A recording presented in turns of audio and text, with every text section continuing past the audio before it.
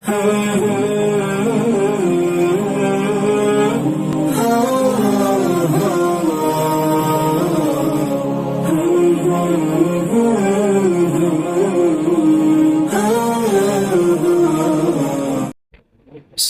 عليكم ورحمة الله وبركاته.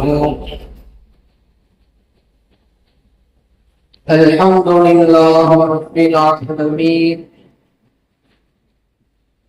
الصلاة والسلام على سيدنا محمد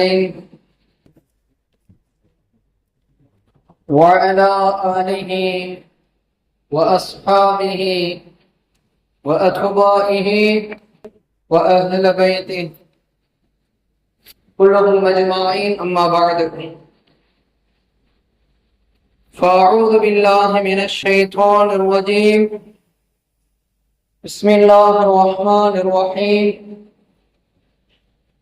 قال الله تعالى في كتابه العظيم: والذين آمنوا أشد حبا لله.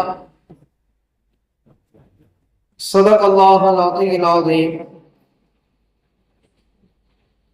وقال نبينا محمد رسول الله صلى الله عليه وسلم: يا ابن آدم ما دعوتني ورجوتني غفرت لك على ما كان فيك ولا أبالي، أو كما قال عليه الصلاة والسلام.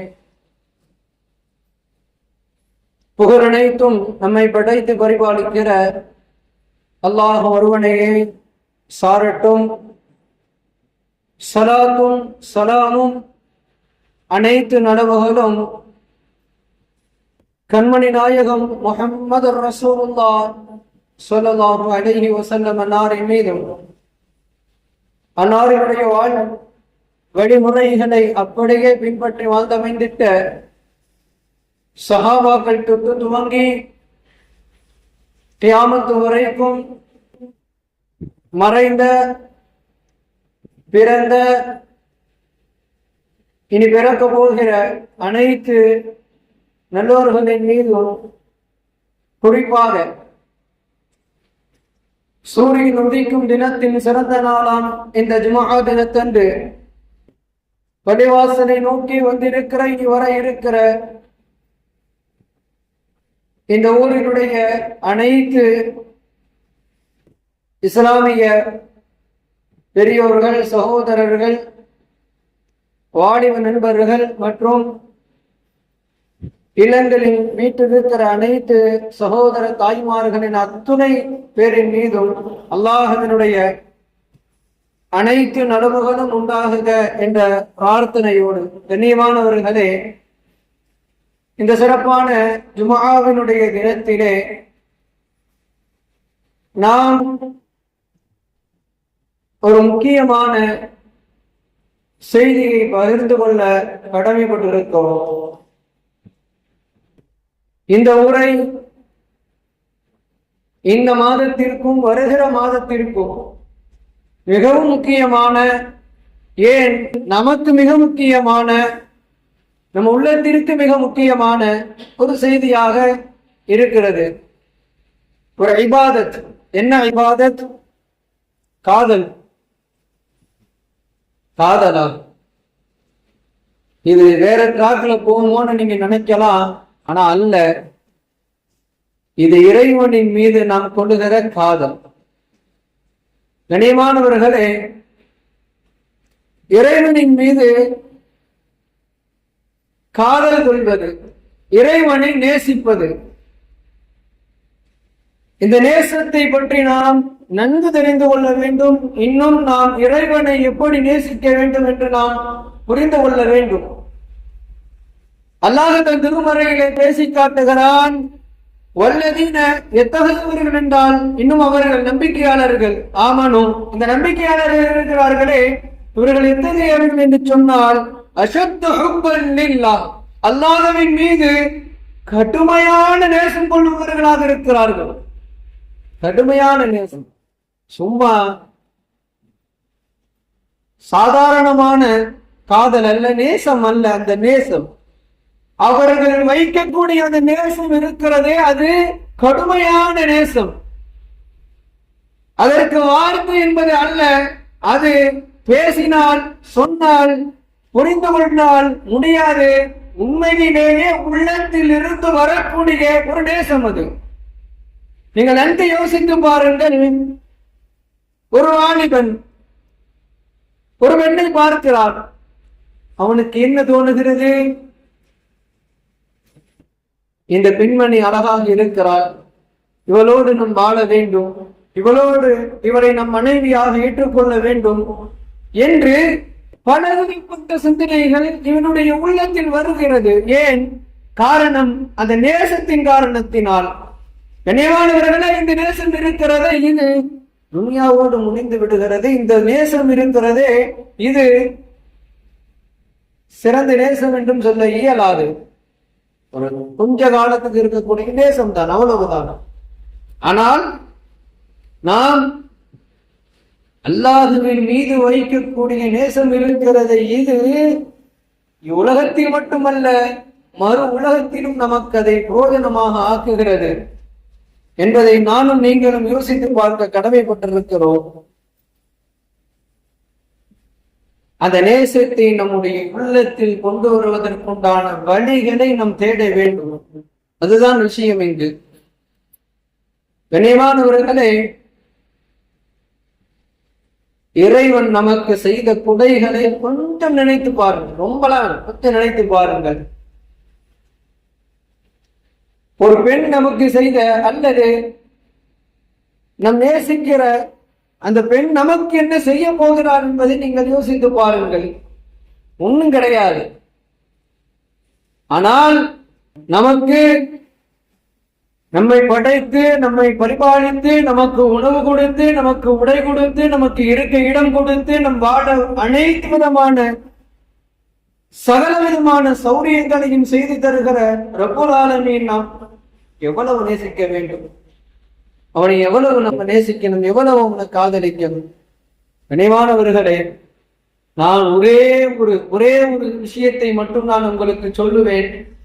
அல்லாஹுவை நேசம், அந்த நேசம் நான் எந்த அளவிற்கு வைக்க வேண்டும் என்பதற்கு உண்டான ஒரே ஒரு விஷயம். ஹதரத் தாவூத் நபி அலைஹிஸ்ஸலாத்து வஸலாம் அவர்களிடத்தில் இறைவன் கேட்கிறான், ஓ தாவூதே, நான் செய்திருக்கிற நிஅமத்துகளில் ஆக சிறந்த நிஅமத்தை எனக்கு நீங்கள் அறிவித்துக் கொடுங்கள். இந்த உலகத்தில் நீங்கள் பெற்றிருக்கக்கூடிய நிஅமத்தில் எது சிறந்தது என்பதை நீங்கள் எனக்கு சொல்லுங்கள் என்பதாக தாவூத் அலைஹிஸ்ஸலாம் இடத்திலே அல்லாஹ் கேட்ட போது தாவூத் நபி சொன்னார்களாம், என்னென்னமோ சொன்னாங்க, தாய், தந்தை, சகோதரர், என்னை நபியாக்கி இருப்பது, எக்ஸெட்ரா எக்ஸெட்ரா எல்லாமே. ஆனால் அல்லாஹ் சொன்னான், நாம் ஒரே ஒரு வார்த்தை, இந்த வார்த்தையை நீங்களும் நானும் யோசித்து பார்த்தால், மனதாக உணர்ந்து பார்த்தால், இறைவனை உண்மையிலேயே, எப்படி உண்மையிலேயே நேசம் வைப்பதற்குண்டான வழி பிறந்துவிடும். அல்லாஹ் சொல்லுகிறான், தாவூதே, நீங்கள் ஒரு முறை சுவாசித்து மூச்சை இழுத்து விடுறீங்கல்ல, ஒரு தடவை அப்படி மூச்சை இழுத்து விடுறீங்கல்ல, இதுதான் இந்த துன்யாவிலேயே ஆக சிறந்த நியாமத். நீங்க யோசிச்சு பாருங்களேன், இன்னைக்கு சுவாசம் இல்லாமல் ஒரு மனிதன் எவ்வளவு ஆண்டு காலம் அல்ல, எவ்வளவு மணி நேரம், நிமிட கணக்கு வாழ முடியுமா என்று கேட்டால் கேள்விக்குறி. நீங்கள் யோசித்து பாருங்கள், நாம் நேசம் இல்லாமல், உலகத்திலே ஆக்சிஜன் இல்லாமல் ஒரு மனிதனால் வாழ முடியும் அப்படி என்று சொன்னால் முடியுமா? இயலாது. சரி, சிலிண்டர் அடைச்சு வச்சாச்சு, மூக்கல வச்சுக்கிட்டு உட்கார்ந்து எவ்வளவு நேரத்துக்கு அந்த சுவாசத்தை நம்ம சுவாசிக்க முடியும் சொல்லுங்களேன். அல்லாஹ் 63 ஆண்டு காலத்தில் ஒரு மனிதனுக்கு ஆயுட்காலத்தை தந்திருக்கிறான். 63 ஆண்டு காலங்களில் ஒரு மனிதன் எத்துணை முறை மூச்சை இழுத்து விடுகிறான் என்று கணக்கிட முடியுமா? முடியவே முடியாது. பேருபகாரி அல்லாஹ், பெரும் கொடையாக அல்லாஹ் மனிதனுக்காக வேண்டி அல்லாஹ் படைத்திட்ட நியமத்துகள் ஏராளம் தாராளம். அவைகளில் சிறந்த நியமத் என்பது ஒரு மனிதன் மூச்சை இழுத்து விடுவது. இந்த ஒரு நியமத்திற்காக நீங்களும் நான் இறைவனை நேசிப்பதில் எந்த தவறும் இல்லை. நேசிக்கலாமா? அல்லாஹ்வை காதல் செய்யலாமா? அல்லாஹு அக்பர். கண்ணியமானவர்களே, அல்லாஹ்வை நேசித்த நபிமார்களுடைய வாழ்க்கையை நீங்களும் நானும் புரட்டி பார்க்க கடமைப்பட்டிருக்கிறோம். சற்று இப்பொழுதுதான் கடந்த ஒரு நபி, ஒரு தியாக செம்மல் ஹதரத் இப்ராஹிம் அலைஹிஸ்ஸலாத்து வஸ்ஸலாம் அவர்களுடைய வரலாறை நாம் படிக்க மறந்து விட்டோம். அவர்கள் வரலாறை நாம் பேச மறந்து விட்டோம். அந்த நபியினுடைய வரலாறில முழுக்க முழுக்க இருக்கக்கூடிய விஷயம் என்ன தெரியுமா? இறை காதல். இறைவனை நேசித்த ஒரே ஒரு காரணம், அல்லாஹ் அவர்களை உயர்த்தினான். நபிகளே உலுல் அஸ்ம் என்ற பெயரில் அவர்கள் பெயரையும் அல்லாஹ் குறிப்பிட்டு காமிக்கிறான். எந்த நபிக்கும் கிடைக்கல. 5 நபிமார்கள் மட்டும்தான் உலுல் அஸ்ம் என்ற பெயர். அந்த உலுல் அஸ்மிலே ஹஜரத் இப்ராஹிம் அலைஹிஸ்ஸலாத்து வஸ்ஸலாம் இடம் பிடித்திருக்கிறார்கள் என்றால் அது இறை காதல் ஒன்றுதான். நான் அப்படியே உங்களுக்கு நான் ஒவ்வொன்றாக சொல்லி காமிக்க ஆசைப்படுகிறேன். அல்லாஹ் யாரு இறைவன் என்று இப்ராஹிம் நபி யோசிக்க ஆரம்பிச்சாங்க. எந்த வயசுல தெரியுமா? நம்மள மாதிரி 18 வயசுக்கு அப்புறம் இல்ல, 25 வயசுக்கு அப்புறம் இல்ல, இன்னும் பாருங்க 70 வயது அல்ல, 60 63 ஆண்டு காலங்கள் இன்னும் உயிரோடு வாழ்ந்திருக்கிற நாம் அல்லாஹ் என்றால் யார் என்று தெரியாமல் இருக்கிறோம். உண்மை இதுதான். தெரிஞ்சிட்டாதான் நம்ம தொழுகைக்கு வந்துருவோமே, தெரிஞ்சிட்டாதான் நம்ம நோன்பு வச்சிருவோமே, தெரிஞ்சிட்டாதான் நம்ம ஜக்காத்து கொடுத்துருவோமே, தெரிஞ்சிட்டாதான் நம்ம ஹஜ்ஜுக்கு போயிடுவோமே. ஆனா தெரியாமல் இத்துணை காலங்கள் வாழ்ந்து கொண்டிருக்கிற நீங்களும் நானும் யோசிக்க வேண்டும். ஹஜரத் இப்ராஹிம் அலைஹிஸ்ஸலாத்து வஸ்ஸலாம் சிறு பிள்ளையாக இருக்கிறப்ப யோசிச்சாங்கன்னா, என் ரப்பு யாரு, என் ரப்பு யாரு? அந்த நேரத்துல நீங்களும் நானும் என்ன தெரியுமா செஞ்சுக்கிட்டு இருப்போம்? ஏதாவது பொருளை எடுத்து வச்சு விளையாண்டுகிட்டு இருப்போம், சாக்லேட்டுக்கு அழுதுகிட்டு இருந்திருப்போம். ஆனால் அந்த வயதில் இப்ராஹிம் நபியினுடைய சிந்தனை என்ன? மன் ரப்பு, மன் ரப்பு. சூரியனை பாக்குறாங்க, இது என்னுடைய ரப்பா இருக்குமா? சந்திரனை பாக்குறாங்க, இது என்னுடைய ரப்பா இருக்குமா? நிலையானவன், அவன் நித்தியன், அவன் நிலையான ஜீவன் என்று உணர்ந்து புரிந்து கொண்டு இறைவனை அவர்கள் அடைகிறார்கள், இறைவனை அடைந்து கொள்கிறார்கள். பக்கத்து ஊர்ல பெருநாள் நடக்குது. இப்ராஹிம் நபி வாழ்ந்து கொண்டிருக்கிற நேரம் பக்கத்து ஊர்ல பெருநாள் நடக்குது. மக்கள் எல்லாம் போயிருக்கிறாங்க. இப்ராஹிம் அலைஹிஸ்ஸலாம் அத்தா ஆசர் கேட்கிறாங்க, ஏன் நீ வரலையா, நீ வரலையா? ஆனா சகீம், 2 விஷயம் நீங்க நல்லா புரிஞ்சுக்கோங்க. மரியல் அப்படிங்கிறது உண்மையான நோய், தலைவலி, உடல் வலி, மற்ற இதர வழிகளுக்கு மரியது என்பதாக சொல்லுவார்கள். அல்லாஹ் குர்ஆனிலே சொல்லுவான், அவன் என்னை நான் நோயுற்றால் அவன் என்னை ஷிஃபாவாக ஆக்குவான். இது நோய் உண்மையிலேயே. சத்தியம்னு சொன்னாங்க. அப்படின்னா என்ன? மனநோய். எனக்கு உண்மையிலேயே இறைவன் யாருன்னு இன்னும் நான் புரியாம இருக்கிறேன். இன்னைக்கு நீங்க சிலை வணங்கிட்டு இருக்கீங்க, விக்கிரகங்களை வணங்கி கொண்டு இருக்கிறீங்க. இன்னும் இந்த பிரச்சனை என் மனதுக்குள் ஓடிக்கொண்டிருக்கிறது. ஆனா சத்தியம், நான் நோயாளியா இருக்கிறேன்னு சொல்லிட்டாங்க. சரி, நோயாளி இருக்கிறோம், சரி நம்ம போவோன்ட்டு குடும்ப குட்டியை கூட்டிக்கிட்டு எல்லாரும் அந்த திருவிழாக்கு போயிட்டாங்க. அடுத்த கட்டமா செய்த சம்பவம் இருக்கிறது, அது பெரிய சம்பவம். நேரா போய் பூந்துட்டாங்க. எங்க விக்கிரகங்கள் வைத்திருக்கக்கூடிய இடத்துக்கு பூந்து, ஏன் இந்த தமிழ் பெயரை சொல்றேன்னா யாரையும் நம்ம புண்படுத்திடக்கூடாது, அதனால இந்த விக்கிரகங்கள் நீங்க எல்லாம் புரிஞ்சுக்கோங்க.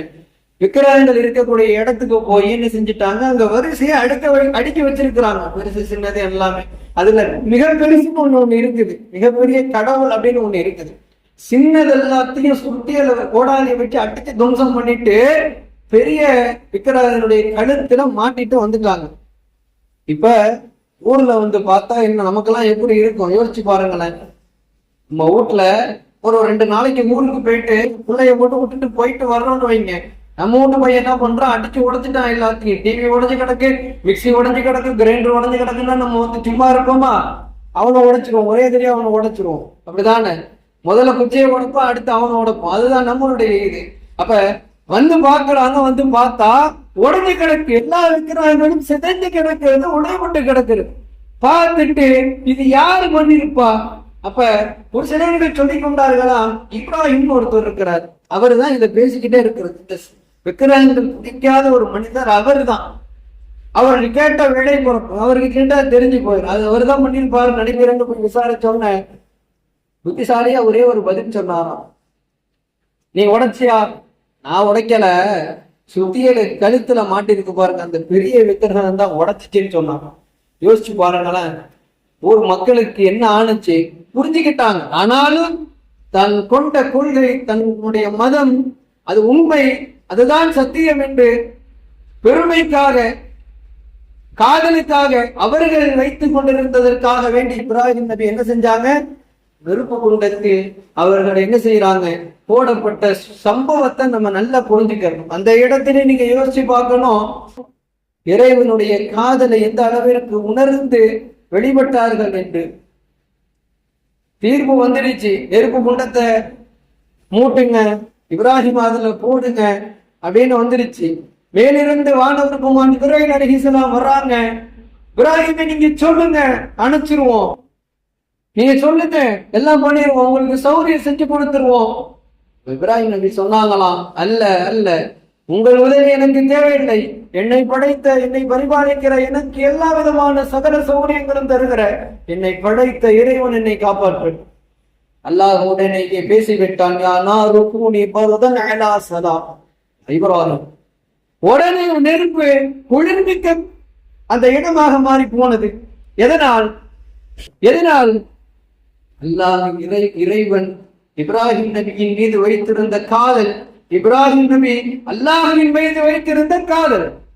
இந்த காதலை நாம், இந்த நேசத்தை நாம் கொண்டோம் என்று சொன்னால், வாழ்க்கையில் எந்த இடத்தில் நமக்கு பிரச்சனை வந்தாலும், சருகல்கள் வந்தாலும் எழுந்து ஓடக்கூடிய தைரியம் வந்துவிடும். காரணம், என் ரப்பு என்னோடு இருக்கிறான், என் ரப்பு என்னோடு பயணிக்கிறான், என் ரப்பு என்னோடு வாழுகிறான் என்ற அந்த நிலை, அந்த உறுதி இருக்கிறது நம்முடைய உள்ளத்தில் நாம் கொண்டு வர கடமைப்பட்டிருக்கிறோம்.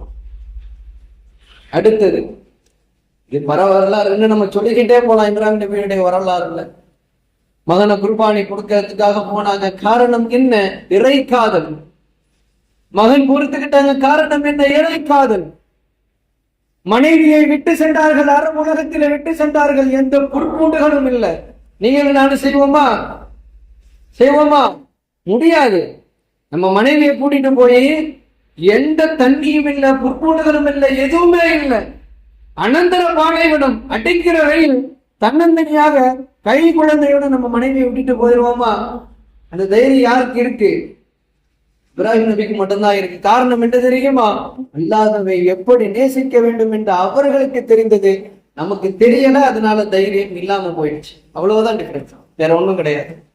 நினைவானவரை இப்படி இப்ராஹிம் நபியுடைய வரலாறுகளிலே நாம் நிறைய சம்பவங்களை இறை காதலோடு நாம் இணைத்து பார்க்கலாம். அது மாதிரி ஹதரத் மூசா நபி அலைஹி ஸலாத்து வஸலாம் இரண்டு விஷயங்கள். முதலாவது, அனரப்பு என்பதாக சொல்லிக் கொண்டிருந்தான் ஃபிரௌன். எதிர்த்து துணிந்த ஹதரத் மூசா அலைஹி ஸலாத்து வஸலாம் பலதரப்பட்ட சோதனைகளை தாண்டி கடைசியாக பனு இஸ்ரவேல் சமுதாயத்தை மீட்டு நைல் நதிக்கு அருகாமையில் வந்து நிற்கிறார்கள். முன்னாடி பார்த்தா கடல், நதி இருக்குது, நைல் நதி ஓடிக்கிட்டு இருக்குது. பின்னாடி பார்த்தா ஃபிரௌன் படை பட்டாளத்தோடு வர்றான். நம்ம இருந்திருந்தோம்னு வச்சுக்கோங்களேன், என்ன ஆயிருக்கும்? மயக்கம் போட்டு விழுந்திருப்போம், இல்லைன்னா மூத்தாயிருப்போம், ரெண்டுல ஒண்ணு நடந்திருக்கும். ஆனால் மூசா அலைஹி ஸலாத்து வஸலாம் உடலிலும் வலிமை, மனதிலும் வலிமை, இறை காதலில் இன்னும் வலிமை. அவர்களிடத்தில் இருக்கக்கூடியது உடலிலும் வலிமை, மனதிலும் வலிமை, அல்லாஹ்வை நேசிப்பதை, காதலிப்பதில் இன்னும் அவர்கள் மனதில் வலிமை பெற்றிருந்தவர்களாக இருந்தார்கள். மக்களை நாம் கேட்கிறார்கள், மூசா இப்படி நட்டாத்துல விட்டுட்டு போயிட்டீங்களே, இப்படி ஆயிடுச்சு, வந்தா இன்னைக்கு முடிஞ்சு போச்சு, ஒண்ணு இல்லாம ஆக்கிட்டு போயிடும் ஃபிரௌன். என்ன நடக்குது? என்ன செய்ய போறீங்க? என்ன இருக்கு? மூசா நபி பயப்படவே இல்லை, கொஞ்சம் கூட அசரல, கவலையே படல. என்ன சொன்னாங்க? அல்லாஹ் நம்மளோட இருக்கிறான், அல்லாஹ் நம்மளோட இருக்கிறான், அவ்வளவுதான். இந்த வார்த்தை எவ்வளவு மெழுகிறது தெரியுமா? நைல் நதியை புழக்க வச்சு அதுல இதெல்லாம் நம்ம பார்த்தோம்னா உண்மையில் நம்ப மாட்டோம். ஏன்னா அந்த மாதிரி நடந்த வரலாறு அதுகள் எல்லாம். ஏன் இறைவனின் மீது வைக்கக்கூடிய நேசம், காதல், இதை அனைத்தையுமே சாத்தியப்படுத்தி விடும் என்றால் அதற்கு பல நபிமார்கள் வரலாறு சான்றுகள் உண்டு. அதில் மூசா நபி வரலாறு ஒரு மிகப்பெரிய சான்று. போயிட்டாங்க. அதுக்கப்புறம் நைல் நதியில் ஃபிரௌன் மூழ்கடிக்கப்பட்டான். இது ஒரு வரலாறு. காரணம், இறைவனின் மீது அளவற்ற நேசமும் காதலும் கொண்ட மூசா நபி அலைஹிஸ்ஸலாத்து வஸ்ஸலாம் தன்னுடைய பகையாளி எதிரியை வீழ்த்தினார்கள் இறை காதலின் மூலமாக, வேறொன்னும். இரண்டாவது, இறைவனின் மீது நம்ம எப்படி காதல் வைக்கிறதுங்கிறதுக்கும் மூசா நபியினுடைய வரலாறு மிகவும் முக்கியமான சான்றாக இருக்கிறது. கண்ணியமானவர்களே, அல்லாஹ் கேட்கிறான், மூசா உங்க கையில என்ன? எப்பயும் மூசா நபி தடி வச்சிருப்பாங்க. மூசா நபி அல்லாஹ்விடத்திலே பேசக்கூடிய சக்தி மிக்கவர்கள். மூசா தக்லீமா, அல்லாஹ்விடத்திலே பேசிய நபிமார்களில் மிக முக்கியமான நபி ஹதரத் மூசா அலைஹிஸ்ஸலாத்து வஸ்ஸலாம். அப்ப நீங்க எல்லாம் ஒரே ஒரு உதாரணம், நமக்கு பிடிச்சவங்க நேசம், நமக்கு ரொம்ப நேசமானவங்க யாரு அப்படின்னு உங்க மனதுக்கு தான், உங்களுக்கு தான் தெரியும். நான் சொல்லிட முடியாது. ஏன்னா உங்களுக்கு யாரு பிடிக்குன்னு உங்களுக்கு தான் தெரியும். என்ன, உங்களுக்கு மிக நெருக்கமானவர்கள், நேசமானவர்கள் உங்களிடத்தில் பேசுவதற்கு அழைத்தால் நீங்க எப்படி பேசுவீங்க? அதை மிஸ் பண்ணிடுவீங்களா? மாட்டீங்க. அந்த மாதிரி தான் நபிமார்கள் அனைவர்களுக்கும் இறைவன் பிரியம், இறைவனின் மீது பயங்கரமான நேசம், ஹுப்பன் ஷதீதா அஷத்து ஹுப்பன் லில்லா, இதுதான் அவர்கள் வைத்திருந்தது. அதனால மூசா நபிட்ட அல்லாஹ் கேட்கிறான், உங்க கையில என்ன? மூசா நபி நினைச்சிருந்தா என்ன பண்ணிருக்கலாம், இது குச்சி அப்படின்னு சொல்லி முடிச்சிடலாம். ஆனால் என்ன செஞ்சாங்க தெரியுமா? இது குச்சி, இதனின் மூலியமாக அந்த காரியம் பண்ணுவேன், இந்த காரியம் பண்ணுவேன், அதற்கு பயன்படுத்துவேன், இதற்கு பயன்படுத்துவேன் என்று கேள்விக்கு மேல் கேள்வி வருவதற்கு உண்டான பதில்களை எடுத்து வைத்தார்கள். யோசிக்க, நமக்கு ஒரு நேசமானவர் நம் இடத்திலே பேசுகிறார் என்று சொன்னால் மீண்டும் அவரிடத்திலே பேச வேண்டும், மீண்டும் மீண்டும் மீண்டும் மீண்டும் அவர் நம்ம இடத்திலே பேச வேண்டும் என்பதற்கு நம்ம பதில்கள் சொல்லுவோமோ அந்த மாதிரி மூசா அலைஹிஸ்ஸலாத்து வஸ்ஸலாம் அல்லாஹ்வினிடத்திலே மறுபடியும் பேசுவதற்குண்டான வார்த்தைகளை பதில்களாக சொன்னார்கள். யோசிங்க, இதெல்லாம் என்ன என்றால் அல்லாஹ்வின் மீது வைக்கக்கூடிய நேசம், அல்லாஹ்வின் மீது வைக்கக்கூடிய காதல். இது நீங்களும் நானும் உண்மையிலேயே உணர்ந்து பார்க்க வேண்டும்.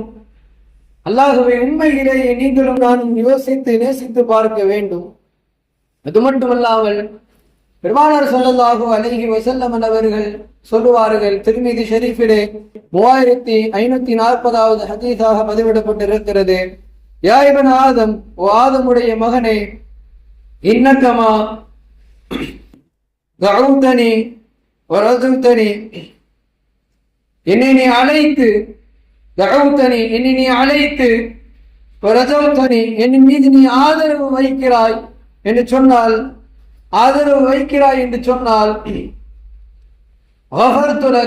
நான் உன்னுடைய பாவங்களை மன்னித்து விடுகிறேன். அலாமா கான கபல வலா உபாலி, உன்னிடத்தில் என்ன பாவங்கள் இருந்தாலும் சரி நான் அதை என்ன செய்கிறேன், அதை பொருட்படுத்தாமல் நான் அதை மன்னித்து விடுகிறேன் என்பதாக இறைவன் சொல்லி காட்டுகிறார் என்பதை பெருமானார் ஸல்லல்லாஹு அலைஹி வஸல்லம் அவர்கள் நமக்கு சொல்லி காட்டுகிறார்கள். அப்படி என்று சொன்னால் நாம் இறைவனை நேசிக்க வேண்டும். நான் பாவம் செஞ்சிட்டேன், நான் தொழவே இல்லை, இத்தனை வருஷமா நான் என்னென்னமோ செஞ்சிட்டேன், நான் அல்லாஹ்வை நெருங்கவே இல்லை, நான் அல்லாஹ்வுடைய நேசனாக இல்லவே இல்லை அப்படின்னு நம்ம நினைக்காம நம்ம எப்படி நினைக்கணும், அல்லாஹ் என்னை எந்த நிலையிலும் நேசிப்பான், அல்லாஹ் என்னை எந்த நிலையிலும் அவன் என்னை பார்ப்பான், எனக்குண்டான விஷயங்களை தருவான் என்பதை உறுதியாக நம்ப வேண்டும். உறுதியாக நீங்களும் நானும் என்ன செய்ய வேண்டும், கண்டிப்பாக நம்ப வேண்டும். பல பாவங்கள் செய்துவிட்டு என்னுடைய வாழ்க்கையிலே நன்மை ஏதும் செய்யவில்லை, என்னையெல்லாம் அல்லாஹ் நேசிப்பானா, என்னையெல்லாம் அல்லாஹ் பார்ப்பானா என்று கேட்டால் அதுதான் தவறு. கண்டிப்பாக நீங்கள் அழைத்தீர்கள் என்று சொன்னால் உங்கள் அலை குரலுக்கு அல்லாஹ் ரப்பல் ஆலமீன் உடனே பதில் தருவான். காரணம், நீங்கள் அல்லாஹ்வை நேசிக்க வேண்டும். அல்லாஹ்வை நேசித்தோம் என்று சொன்னால் அவன் மூலியமாக நமக்கு ஏராளமான பலவிதமான நனவுகள் கொட்டி கிடக்கும் என்பதை நாம் புரிந்து உணர்ந்து கொள்ள வேண்டும். என் அன்பானவர்களே, எனவேதான் பெருமானார் ஸல்லல்லாஹு அலைஹி வஸல்லம் அடிக்கடி துஆ செய்வார்கள். அல்லாஹும்ம யா அல்லாஹ் இன்னி அஸ்அலுக ஹுப்பக், யா அல்லாஹ் உன்னுடைய பிரியத்தை நான் கேட்கிறேன். வ ஹுப்ப மன் யுஹிப்புக், இன்னும் நீ யார் பிரியப்படுகிறாய் அவர்களின் பிரியத்தை நான் கேட்கிறேன். உன்னை நேசிப்பவர்களுடைய நேசத்தையும் உன் நேசத்தையும் நான் கேட்கிறேன். வ ஹுப்ப அமலி, இன்னும் யுகர்ரிபு இலை, உன்னை நெருங்கக்கூடிய, உன்னை எப்படி நெருங்க வேண்டுமோ அதை நெருங்கக்கூடிய விதமான அமல்களையும் நான் என்ன செய்கிறேன், கேட்கிறேன், நேசிக்கிறேன் என்பதாக பெருமானார் ஸல்லல்லாஹு அலைஹி வஸல்லம் அவர்கள் அடிக்கடி துஆ செய்வார்கள். இந்த ஹதீஸ் ஆகிறது திருமீதியிலே 3490 ஹதீஸாக இருக்கிறது. இந்த துஆவை பெருமானார் ஸல்லல்லாஹு அலைஹி வஸல்லம் அடிக்கடி என்ன செய்வார்கள், துஆ செய்வார்கள். நீங்களும் நானும் என்ன செய்ய வேண்டும், இந்த துஆவை அடிக்கடி கேட்டுக்கொள்ள வேண்டும். சும்மா நம்ம வார்த்தைக்காக என்ன செய்யக்கூடாது, வீட்லயும் சரி, பைக்லயும் சரி, கார்லயும் சரி, நம்ம என்ன செஞ்சிடக்கூடாது, love Allah, love with Allah, love from Allah, அது மட்டும் கிடையாது. உள்ளத்திலிருந்து வர வேண்டும். உள்ளத்திலிருந்து வந்தால்தான் அது உண்மையான காதலாக மாறும். வார்த்தையிலே அல்ல, ஏட்டு சுரக்காய் கறி குதவாது என்று சொல்வார்கள் அல்லவா, அது மாதிரி நம்ம எழுத்து மூலியமா நம்ம அல்லாவை லவ் பண்றேன், அல்லாவை நான் நேசிக்கிறேன், இது அல்லாஹ் கொடுத்த நிஅமத், இது அல்லாஹ் கொடுத்த ஃபதல் அப்படின்னு எழுதுனா மட்டும் போதாது. நம்ம என்ன செய்யணுங்க, உண்மையிலேயே நீங்களும் நானும் அல்லாஹ்வை நேசிக்க வேண்டும். அந்த நேசத்தை நபிமார்களினுடைய நேசத்தை போல நாம் நேசிக்க வேண்டும். எந்த சூழ்நிலையாக இருந்தாலும், எந்த நிலையாக இருந்தாலும் அல்லாஹ்வை நாம் நினைக்க வேண்டும், அல்லாஹ்வை நாம் யோசிக்க வேண்டும். அவன் இல்லாத இடம் இல்லை, அவன் இல்லாத நிலை இல்லை என்ற ஒரு நிலைப்பாடு நம்முடைய உள்ளத்தில் வந்து விட்டது என்று சொன்னால் எந்த விஷயத்திற்கும் எந்த நிலைமைக்கும் நாம் அஞ்ச தேவையில்லை. கண்ணியமானவர்களை, நான் ஏன் இதை சொல்கிறேன் என்று சொன்னால், இன்றைக்கு இருக்கக்கூடிய நிதர்சன நிலைமைக்கு பள்ளி என்பது இருக்கிறது. இன்னைக்கு பாருங்க, ஜும்மாவுக்கு பள்ளியை நிரம்பிடுச்சு. ஆனால் மறுமறு பக்தர்களுக்கு, ஐங்கால தொழுகைகளுக்கு இன்னைக்கு நம்ம பள்ளிகளை நிரப்புகிறோமா என்று கேட்டால் அதில் கேள்விக்குறையைத்தான் இன்னும் நாம் மிச்சம் வைக்கிறோம். வருஷம் நோன்பு வருகிறது, நோன்பு வைக்கிறோம், அல்லக்கும் தத்தற்குனாக ஆகிறோம், தக்குவாதாரிகளாக மாறுகிறோம். அடுத்து பெருநாள் முடிஞ்சிட்டு பெருநாளுக்கு மறுநாள் என்ன பண்ணிடுறோம், பள்ளிவாசல என்ன பண்ணிடுறோம், காலி ஆக்கிடுறோம். ஏன்? நோம்புல முடிஞ்சா அல்லாஹ் நேசிக்கணும்னு எதுவும் இருக்குது நம்ம எனக்கு தெரியல, நான் படிச்சதும் கிடையாது. ஏன்னா நோம்பு நாளில் பாத்தீங்கன்னா பள்ளியும் நிரப்பமா இருக்கும், தராவீகும் நிரப்பமா இருக்கும், பெருநாள் மைதானமும் நிரப்பமா இருக்கும். ஆனால் மற்ற வகுத்துகளுக்கு பாத்தீங்கன்னா அந்த கூட்டமே காணாம போயிருது, எங்க போறாங்கன்னு தெரியல. ஏன்னா உண்மையான மெய்யான நேசம் என்பது இன்னும் நம்முடைய உள்ளத்தில் வரவில்லை. அதுதான் உண்மை. எப்பொழுது நாம் நேசிக்க போகிறோம்? அல்லாஹ்வின் மீது நமக்கு எப்பொழுது நேசம் வர போகிறது? ஆனால் ஒன்றே ஒன்று உறுதி, மலக்குல் மௌத் கண்ணுக்கு முன்னாடி வந்துட்டா, நம்முடைய உயிர் கர்கரா தொண்டை குழிக்கு அருகாமையில் வந்து விட்டால், நம்முடைய நிலைகள் அனைத்துமே நம்முடைய கண்களில் காட்டப்பட்டால் பிரியம் வராது, பயம் வரும். ஏன்? மதம் ஒண்ணுமே பண்ணலையே அப்படிங்கிற பயம் வரும். அதற்கு முன் நீங்கள் விழித்துக் கொள்ளுங்கள், அதற்கு முன் அல்லாஹ்வை நீங்கள் நேசித்துக் கொள்ளுங்கள். இந்த உலகம் என்பது நிரந்தரம் அல்ல, இது என்றோ ஒரு நாள் நம் உயிரை விட்டு போகக்கூடிய ஒன்று. இந்த உலகம் ஒரு நாள் அழிந்து போகக்கூடிய ஒன்று. இந்த உலகத்தை நேசித்து இந்த உலகத்திற்கு நம் அடிமணிவதை விட்டும் நம்முடைய உள்ளத்தையும் நம்முடைய இதர விதமான விஷயத்தை நாம் பாதுகாக்க வேண்டும். நீங்க யோசிச்சு பாருங்களேன், போர் கடமையா இருந்து, நமக்கு சொல்ற போர் கடமையா இருந்து போருக்காக வேண்டிய அழைக்கப்பட்டால் எத்தனை பேர் கை தூக்குவோம், எத்தனை பேர் போவோம்? ஏன்? நம்ம உயிரை நம்ம நேசிக்கிறோம், ஆமாவா இல்லையா? நம்ம உயிரை நம்ம நேசிக்கிறோம், அல்லாஹ்வை நேசிக்க. ஆனால் சஹாபாக்கள் அப்படி அல்ல. ஜுலைபி ரலியல்லாஹு அன்ஹு கல்யாணம் ஆகி கொஞ்ச நாள் தான் ஆகுது, கல்யாணம் ஆக்குல. இன்னைக்கு நிறைய கல்யாண மாப்பிள்ளை இருக்கிறீங்க. அந்த நேரத்துல ஒரு போர் நடக்க போகுது, வாங்கன்னு கூப்பிட்டா நம்ம வந்துருவோமா? எத்தனை பர்மிஷன் போடணும்?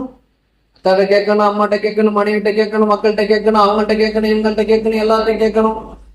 ஆனால் ஜுலைபி ரலியல்லாஹு அன்ஹு எப்படி நபி அவர்கள் போருக்காக வேண்டிய அழைத்த அடுத்த கணம் வாளை உருவிக்கொண்டு வந்தார்கள். அந்த உள்ளம், அந்த நிலைமை எப்படி? அல்லாஹ்வின் மீது காதல், அல்லாஹ்வை நேசித்தார்கள் சஹாபாக்கள், அல்லாஹ்வை நேசிக்க தெரிந்தவர்கள் சஹாபாக்கள். அதனால் அவர்களுடைய வாழ்க்கையிலே அனைத்தும் பறக்க, அனைத்தும் வெற்றி, அனைத்துமே அவர்களுக்கு ஜெயசீனமாக மாறி போனது. இன்றைக்கு அவர்கள் ரலியல்லாஹு அன்ஹு வரது எப்படி அல்லாஹ் அவர்களை பொருந்திக் கொண்டான், அவர்களும் அல்லாஹ்வை பொருந்திக் கொண்ட நிலைமை எந்த நிலைமையும் கிடையாது என்ற அந்த உள்ளம் நம்முடைய உள்ளத்தில் வர வேண்டும் என்று சொன்னால், கண்ணியமானவர்களே, முடிவாக நான் முடிக்கிறேன். அல்லாஹ்வை நேசித்தால் மட்டுமே இது சாத்தியம் என்பதை தவிர வேறு எதிலும் அல்ல என்பதை நான் இறுதியாக நான் உங்களுக்கு சொல்லுவேன். கண்ணியமான அல்லாஹ்வினுடைய நல்லடியார்களே, இறுதியாக ஒரே ஒரு வசனத்தை மட்டும் நான் நினைவுக்கு உங்களுக்கு கொடுத்து விட்டு நான் நிறைவுக்கு வருவேன். அல்லாஹ் ரப்பல் ஆலமீன் 75வது அத்தியாயம் 22 மற்றும் 23வது வசனத்திலே சொல்லுகிறான், அந்த நாளிலே சில முகங்கள் மலர்ந்திருக்கும். அது மட்டுமல்லாமல் இலா ரப்பிஹா நாதிரா, தம் இறைவனை பார்த்து கொண்டிருப்பார்கள். நம்ம மகிழ்ச்சியா இருக்கிறோம்னா நமக்கு போன் கால் வந்தா மகிழ்ச்சியா இருப்போம். நமக்கு நேசம் உள்ளவங்கள்ட்ட இருந்து போன் கால் வந்தா நம்ம நேசமா இருப்போம், பேசுவோம். அந்த மாதிரி கியாமத்தின் போது முஸ்லிம்கள், முஃமின்கள், நம்பிக்கையானவர்கள் அல்லாஹ்வை பார்த்து கொண்டிருப்பார்கள். அவர்கள் முகமெல்லாம் சிரித்து ஒளிந்து கொண்டிருக்கும். ஏன்?